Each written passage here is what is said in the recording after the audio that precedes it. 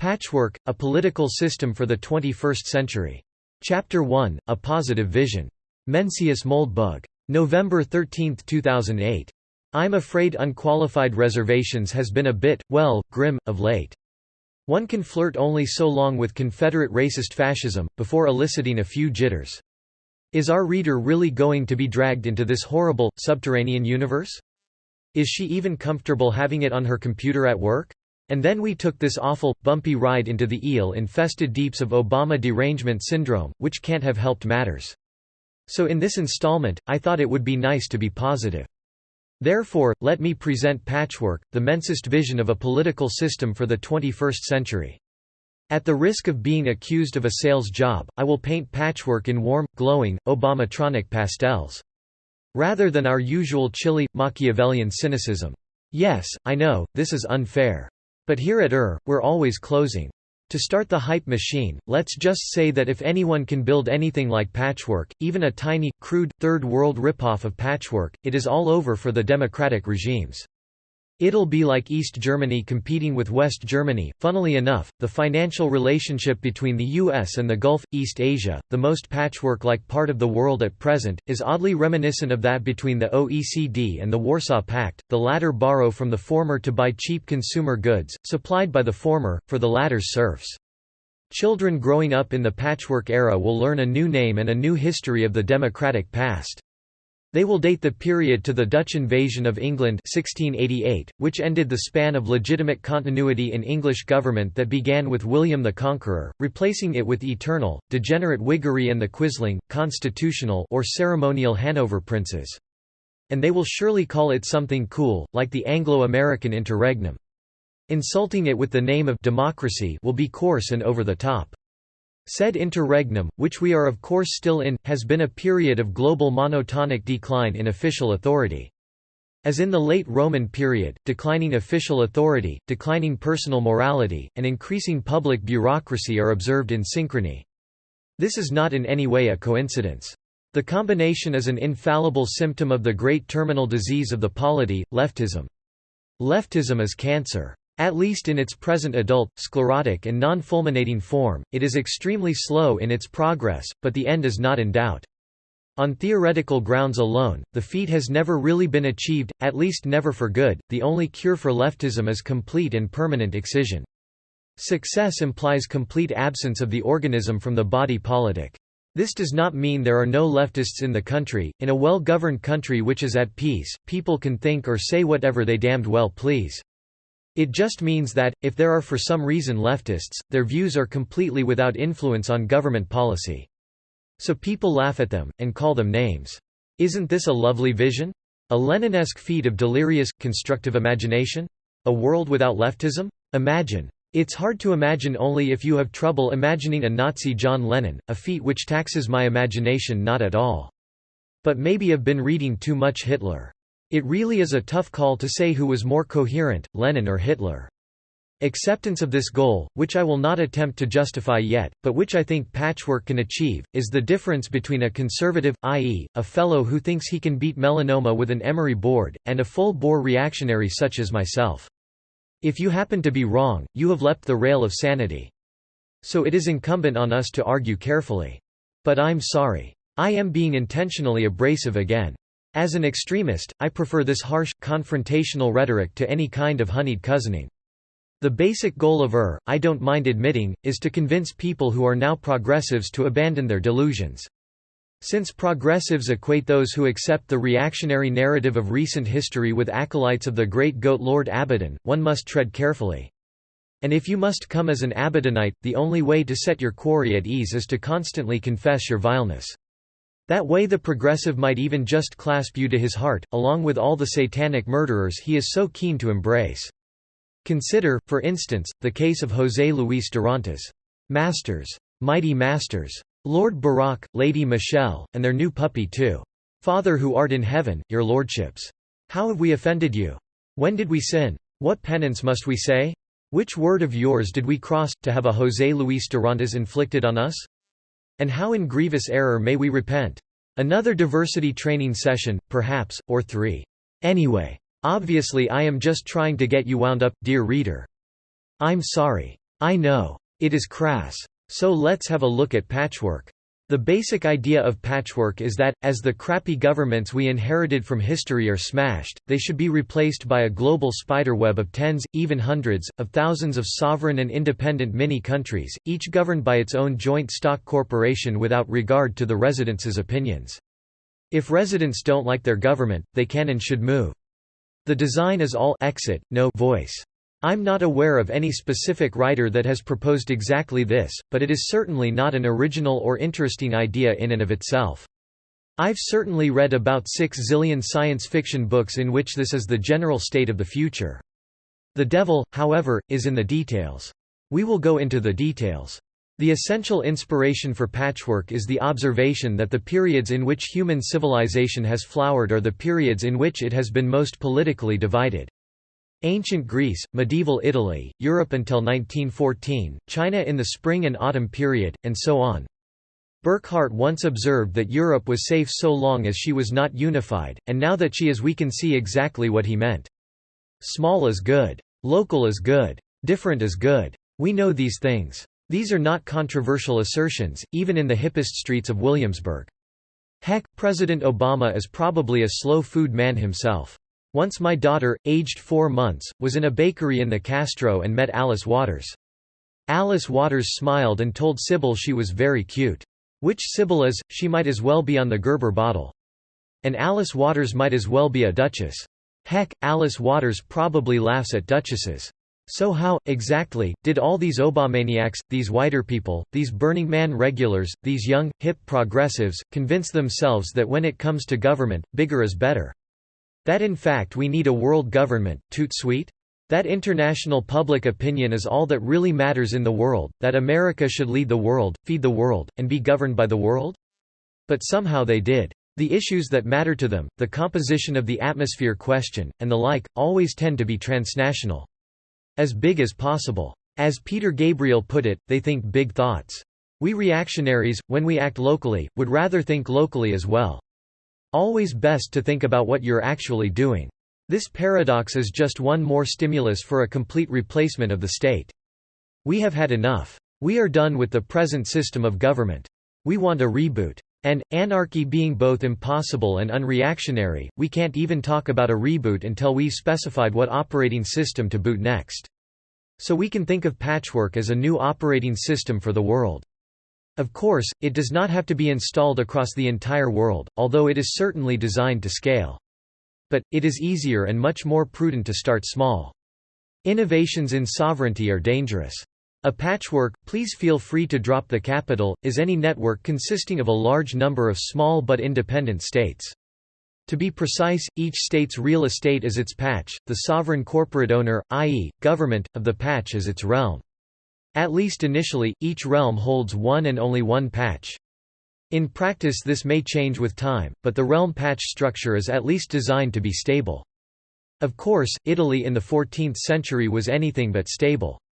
Anything like a patchwork needs a strong security design to ensure that it does not repeat the constitutional solecisms of feudalism, and nor will it be subject to the same pervasive violence or meet the same demise. In a worst-case scenario, we could end up right back at liberal democracy. But don't worry, we will discuss this issue in considerable detail. To be a reactionary is not to say we must reinstall the exact political structure of the 14th century tomorrow, although that would surely be an improvement on what we have now. To be a reactionary is to borrow freely across time as well as space, incorporating political designs and experience from wherever and whenever. As Nick Szabo has observed, the most interesting, detailed and elegant European forms are found in the period we call feudal, and thus it is only natural that a reactionary design for future government will have a somewhat feudal feel. But patchwork is something new. It will not feel like the past. It will feel like the future. The past, that is, the democratic past, will feel increasingly grey, weird, and scary. This is how it would feel to you already, if you didn't have a bag of demotic morphine dripping into each carotid. Don't worry, we will try to get you out of the matrix before we turn off the anesthetic. In the future, the fact that once, you would probably be attacked if you went into Central Park at night, will seem preposterous. The idea that millions of random people who were not even authorized to be in the country were wandering around, driving gigantic SUVs at triple-digit speeds after 10 or 15 drinks, and murdering random musicians on motorcycles, will seem as weird as the idea that a pride of wild lions would march into Carnegie Hall mid-symphony, close off all exits, and systematically slaughter the audience. Graffiti will be a matter for the museums, as will gangs, of course. The streets will have no cars or very few, they will be safe, at night they will be bright and full of lively, happy people. Wine will be cheap, restaurants will be unregulated, and fine Eskimo marijuana will be sold at Dean and DeLuca. Etc., etc., etc. These kinds of descriptions apply to the kind of patch I would like to live in. They may or may not seem intriguing or attractive to anyone else. You may prefer to live in a gritty, urban patch which is corrupt, dirty, dangerous, and generally difficult to live in. If there are enough people like you, there will be a market for this lifestyle. If not, not. I suspect, however, that you are outnumbered. And I imagine the new management of Manhattan would take the distance from Dinkins to Giuliani and multiply it by 10 or 20. There would surely be no such thing as a bad neighborhood, at least in the sense of an unsafe one. Oh, no. Absolutely impossible. Why hasn't this happened already? Why isn't Manhattan in 2008 half Disneyland, half Paris, half Imperial Sodom? Don't you think one or two people share these tastes? But the problem is that Manhattan is not governed in the interests of Manhattan. Capital, in short, is being squandered. In the patchwork this is most unlikely to happen. The historical and political reasons why democratic governments are such a mess are complex. I won't go into them today. But perhaps, for a little intuitive perspective, let's introduce ourselves to Herbert Croly's Promise of American Life. Croly was one of the founders of 20th-century progressivism, and of the New Republic in specific, a magazine never out of favor in the corridors of Washington. Observe the extent to which Croly's optimistic, energetic vision of positive change has decayed into the superficially happy, but contentless and enervating, hippie Starbucks Unitarian mean of his 21st-century successors at the same office. I have linked directly to Croly's conclusion, which is all you really need to read anyway. Here is a typical breathless passage. Do we lack culture? We will make it hum by founding a new university in Chicago. Is American art neglected and impoverished? We will enrich it by organizing art departments in our colleges, and popularize it by lectures with lantern slides and associations for the study of its history. Is New York City ugly? Perhaps, but if we could only get the authorities to appropriate a few hundred millions for its beautification, we could make it look like a combination of Athens, Florence, and Paris. Is it desirable for the American citizen to be something of a hero? I will encourage heroes by establishing a fund whereby they shall be rewarded in cash. War is hell, is it? I will work for the abolition of hell by calling a convention and passing a resolution denouncing its iniquities. I will build at The Hague a palace of peace which shall be a standing rebuke to the warlords of Europe. Here, in America, some of us have more money than we need and more goodwill. We will spend the money in order to establish the reign of the good, the beautiful, and the true. Athens, Florence, and Paris. Imagine a progressive today saying he wanted to turn anything, let alone New York of all God's Augean stables, into Athens, Florence, and Paris. Imagine telling Herbert Croly that in 2008, progressivism had triumphed beyond his wildest dreams, that the stick-in-the-mud isolationists of the Midwest were forever defeated and heard of no more, that Tammany was a schoolbook memory, that all agencies of government now operate under the close supervision of the universities and the press. And then imagine trying to explain that despite all this, NYC looks more like a combination of Paris, East Berlin and Port-au-Prince. And is in many places extremely dangerous at night. What on earth would the good man tell you? What would he even begin to say? I don't know, but I'd sure as heck like to find out. The good, the beautiful, and the true. The patch in Patchwork that is Manhattan, however, would be the good, the beautiful, and the true. The Athens, the Florence, and the Paris. Because Athens, Florence, and Paris sell. Even Imperial Sodom sells. East Berlin doesn't sell, and Port-au-Prince really doesn't sell.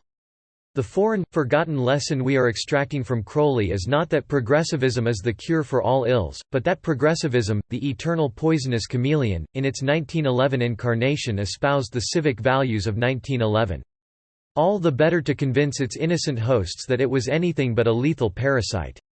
But we are very good at reading progressive discourse, and when we read Crowley we see the values of 1911, not the malignant expansion of the state that Crowley was trying to justify in the names of those values. Our lesson is just that the civic values of 1911 are the naive, obvious values of good government. At the very least, they are far less warped than their post-1945 replacements, thus they are at least a fair proxy for the values of competitive government. Athens, Florence, and Paris sounds pretty good to me, although there has to be some kind of room for industrial death metal and heavy-duty psychedelics. But this does not mean you need to worry about being raped and killed by some barbarian thug on your way home from the club. Anyway, enough anecdotes and generalities. Let's take a harder engineering look at the anatomy of patchwork. The basic engineering problem is, while one can fantasize ad libitum about the way in which this system should be governed, how will it actually be governed? This entire problem can be described as one of security. We postulate some structure of authority for the patchwork. It sounds good. If the above propaganda is not appealing to you, all I can say is that we have very different tastes and perspectives. But is the result stable? If we set it up in some state, will it remain in that state? Stability and security are the same thing. If the structure of authority changes in any authorized way, it is not really changing at all. The designers of the Constitution of 1789 were political engineers, too. They were neither stupid, nor ignorant, nor inexperienced. But the government they designed diverged immediately and irreversibly from the envelope in which they intended it to operate. Surely the risk of divergence is even greater for a multipolar framework, not an architecture with a good historical record of stability. Anything like a patchwork can merge into a single centralized state. It can degenerate into an asymmetric form in which one state dominates the others. It can split into two factions which fight a civil war for the world. Individual states can turn evil and try to turn others evil, etc. History tells us that all kinds of awful stuff can happen, and probably will. Because of these dangers, Patchwork's philosophy of security is simple and draconian. It is built around the following axioms, which strike me as too self-evident to debate. First, security is a monotonic desideratum. There is no such thing as too secure. An encryption algorithm cannot be too strong, a fence cannot be too high, a bullet cannot be too lethal. Second, security and liberty do not conflict.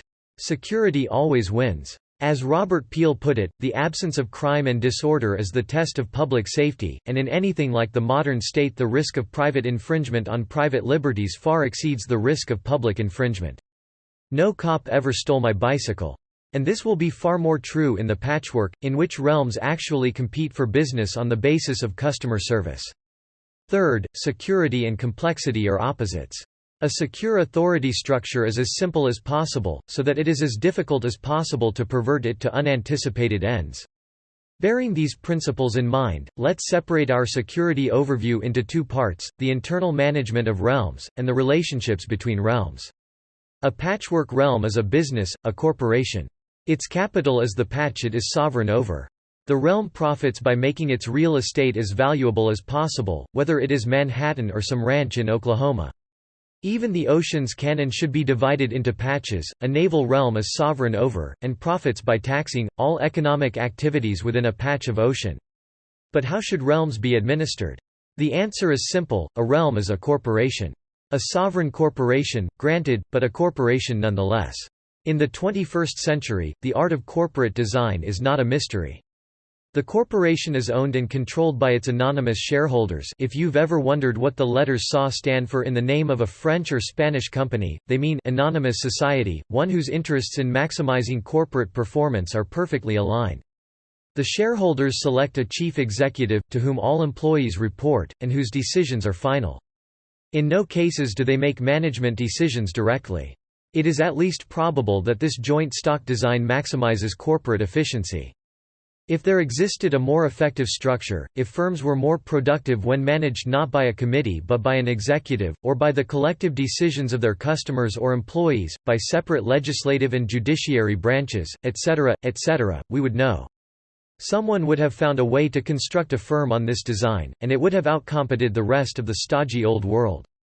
In fact, I think one of the most plausible explanations of why the Industrial Revolution happened in England, not in Sung China or the Roman Empire, was that the latter two never evolved anything quite like the joint stock company. Our great difficulty, though, is that history records nothing quite like a sovereign joint stock company.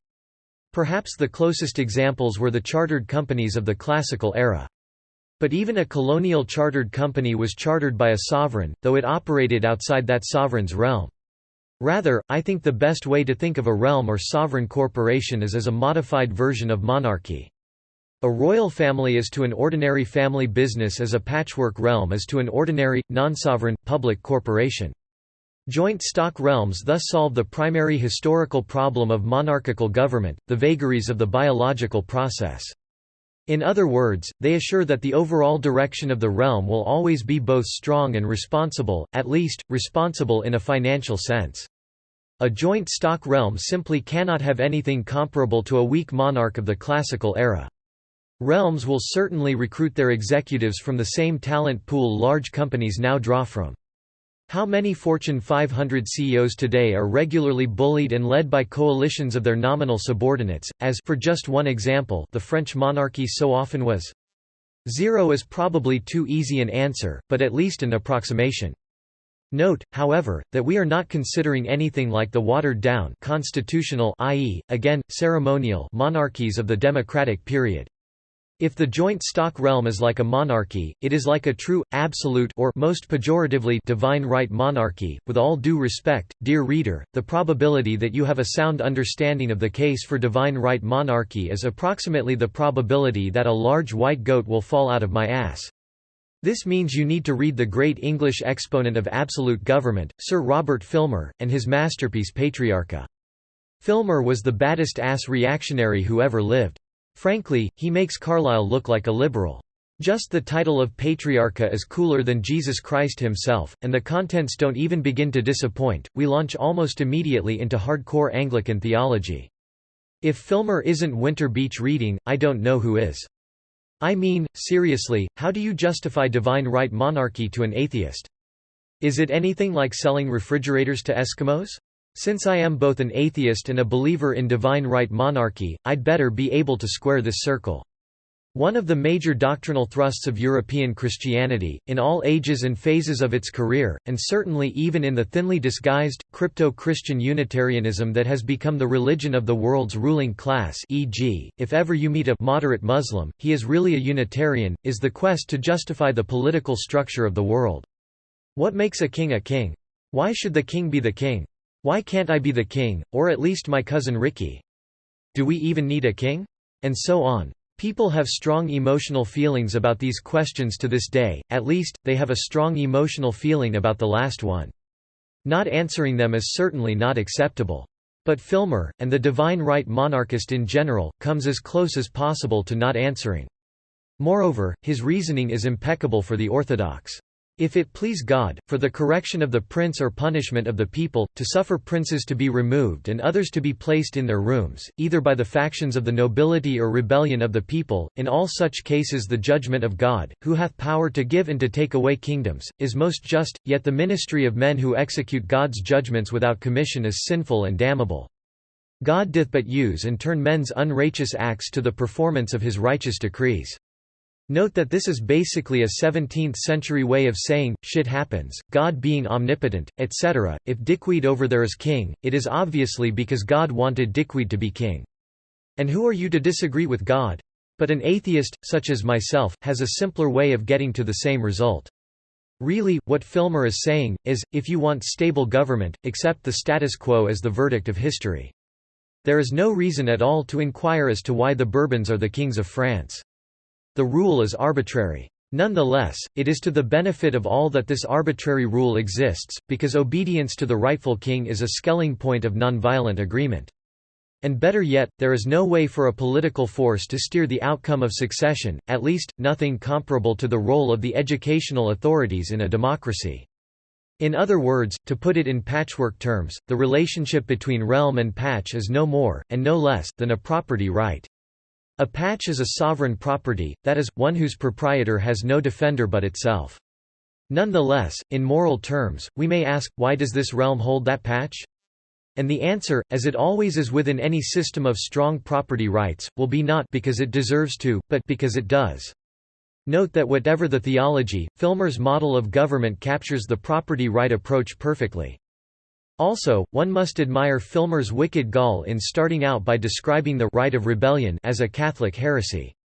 Catholicism being admitted, at least by all fair historians, to be the creed of your average divine right monarchist, as Protestantism is a vile democracy. So Filmer's move here is wildly misleading, but pure fun, not unlike comparing liberals to Mussolini. Nothing to do with anything, but it sure gets a rise out of 'em, and moves scus like no one's business. The invention of this spurious rite was perhaps the first tiny crack in the philosophical girders of the classical European monarchies. Filmer deftly points out that this is an engineering error, the ancient political solecism of imperium in imperio, which is now, in a typical democratic propaganda maneuver, lauded as that bogus political panacea, separation of powers. Thirdly, Bellarmine concludes that, if there be a lawful cause, the multitude may change the kingdom. Here I would fain know who shall judge of this lawful cause? If the multitude, for I see nobody else can, then this is a pestilent and dangerous conclusion. Filmer, writing for an educated audience, does not bother to remind them of the basic premise of Roman law, nemo iudex in causa sua. Meaning, no man can be a judge in his own case. And no multitude, either. Pestilent indeed. These political three-card Monty tricks, in which sovereign authority is in some way divided, limited obviously, no sovereign can limit itself, or otherwise weakened, in all cases for the purported purpose of securing liberty, have no more place in a patchwork realm than they do at, say, Apple. They are spurious artifacts of the interregnum. Their effect on both a realm and its residents is purely counterproductive. Begone with them. In reality, no sovereign can be subject to law. This is a political perpetual motion machine. Law is not law unless it is judged and enforced.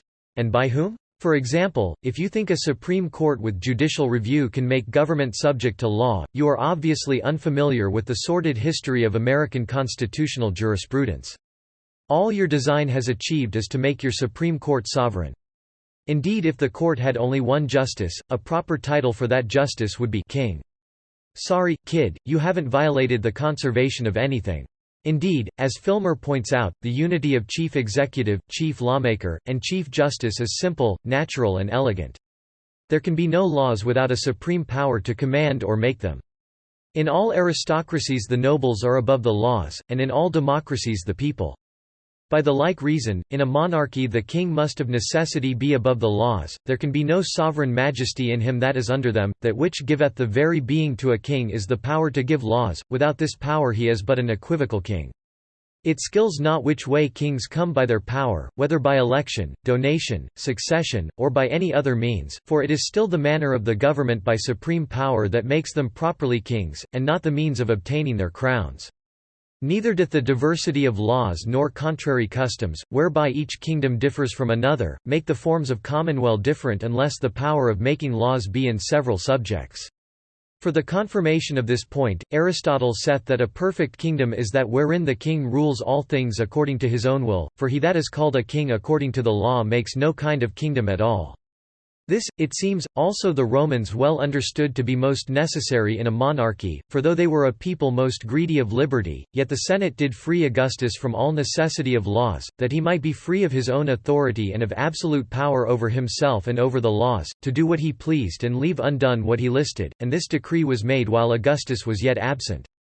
Accordingly we find that Ulpian, the great lawyer, delivers it for a rule of the civil law, princeps legibus salutis est, the prince is not bound by the laws.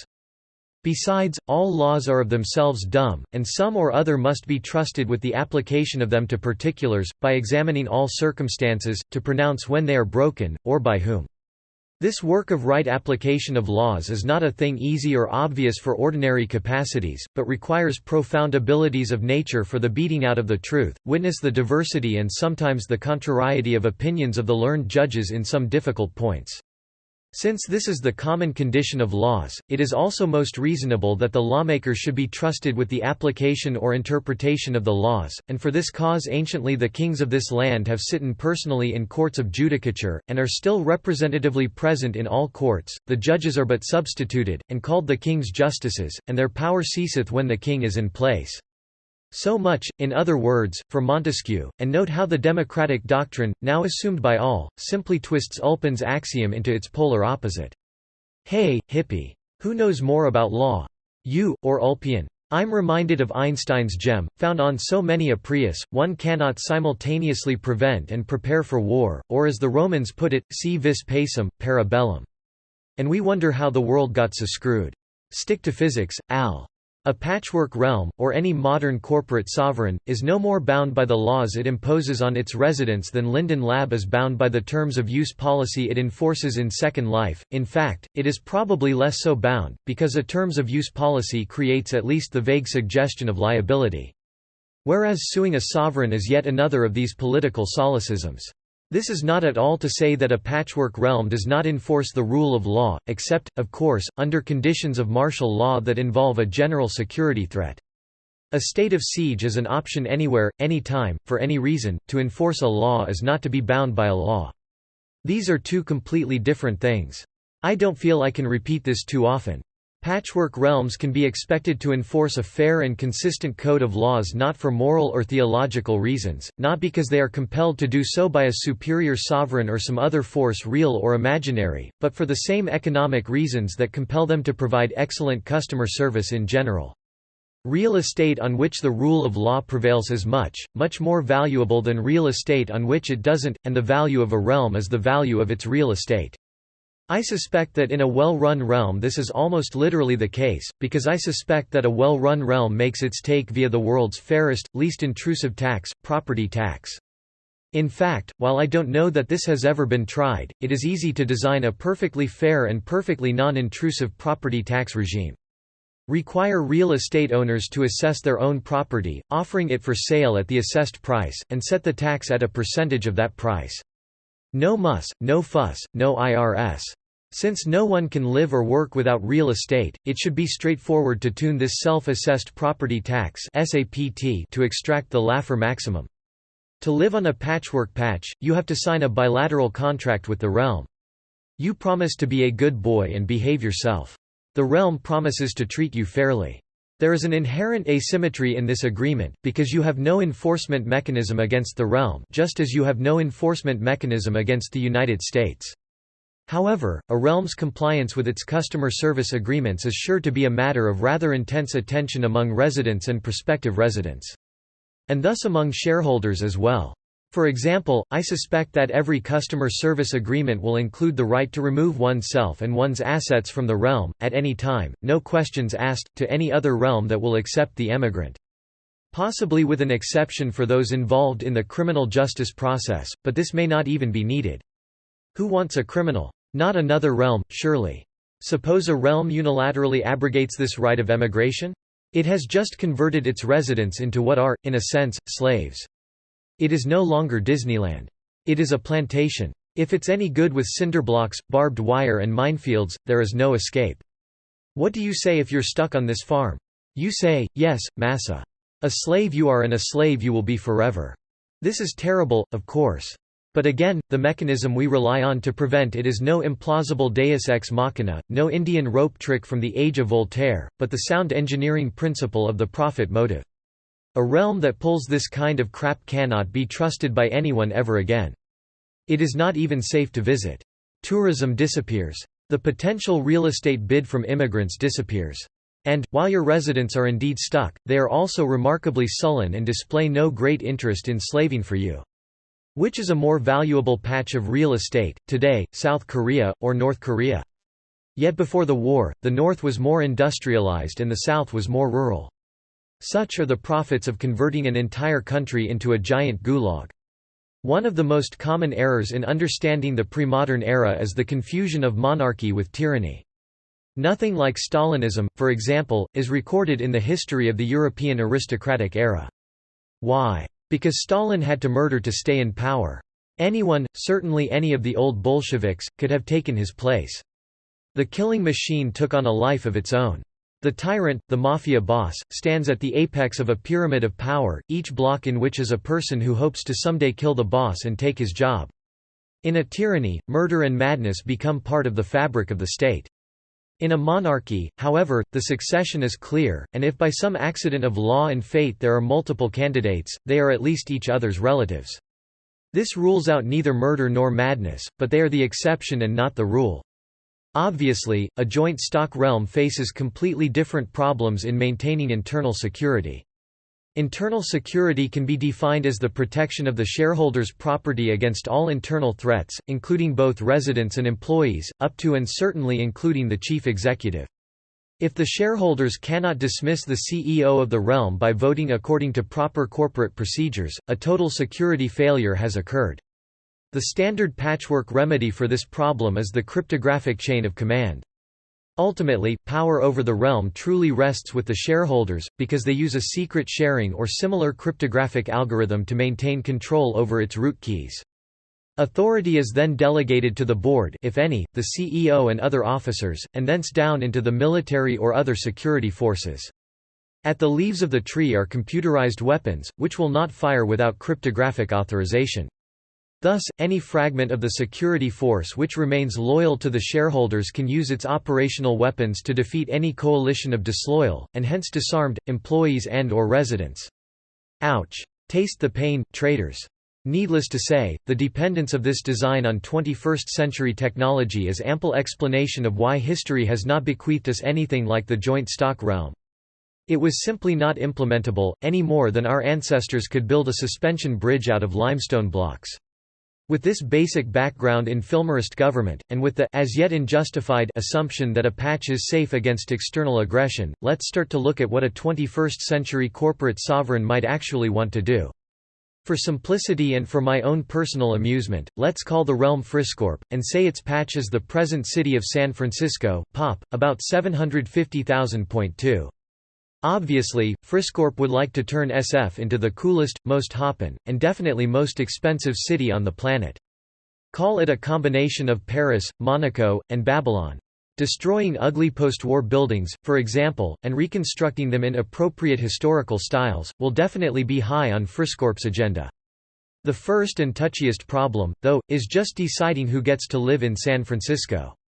Friscorp's answer is simple: anyone who isn't dangerous to others, and can afford to live in San Francisco.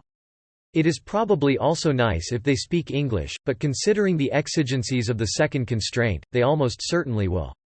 Friscorp may also import menial laborers, as Dubai does today, but they are not to be confused with the actual residents. Here we face a slight predicament. There are quite a few people presently in San Francisco who do not meet the second constraint, are pretty iffy on the first as well, and have no labor skills to speak of. What do we do with them? Sell their slums out from under them, obviously, demo everything, spray for roaches, rodents and pit bulls, smooth the rubble out with a bulldozer or two, and possibly a little aerial bombing, erect new residential districts suitable for Russian oligarchs. Next question? But where do they go? Since their customer service contract gives them the right of exit, these people, call them Bezonians, can of course emigrate to any other realm in the patchwork. This presumes, however, that said realm is willing to accept them. And why would it be? If our design does not provide for the existence of a large number of human beings whose existence anywhere is not only unprofitable, but in fact a straight-up loss, to that realm, it is simply inconsistent with reality. The design faces an existential challenge. In Chapter 2, we'll present the shocking but ineluctable solution, and figure out the second half of our security problem, the relationships between realms.